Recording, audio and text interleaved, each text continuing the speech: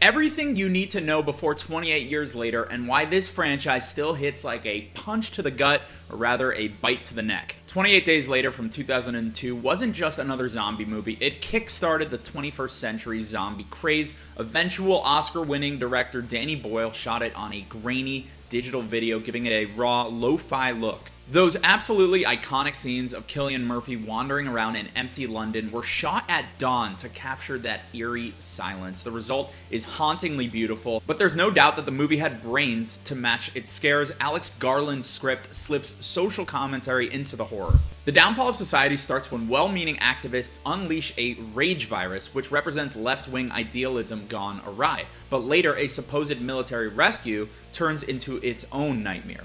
In other words, both noble intentions and authoritarian reactions get skewered.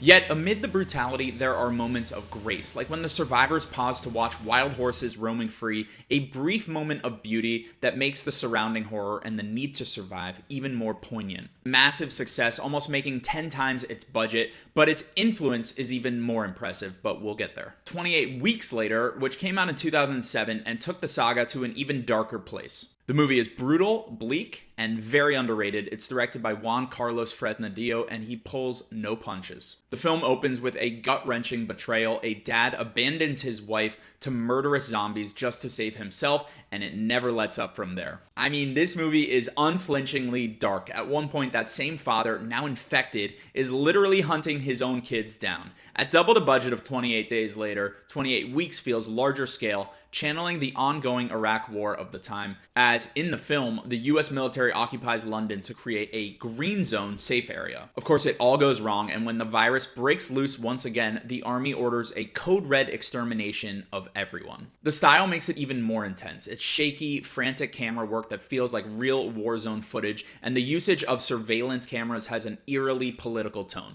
It's a fierce, relentlessly bleak film that I think deserves more love. These two films left a huge mark on pop culture. 28 Days Later in particular sparked a new zombie renaissance. Without it, you don't have Dawn of the Dead, World War Z, Shaun of the Dead, or maybe even The Last of Us. Fast rage zombies, dystopian survival stories, much of that traces right back to here. Now, after years of rumors, 28 Years Later is finally arriving, hitting theaters this week. The original team, director Danny Boyle and writer Alex Garland, are back at the helm, which is huge for fans. Our own world has changed drastically in the past 2 decades, and the rage virus metaphor feels as relevant as ever. So get ready, the 28 saga is continuing, and honestly, it couldn't have come at a better time. But I want to know from you, do you feel ready? Do you love these movies like I do? Let me know in the comments.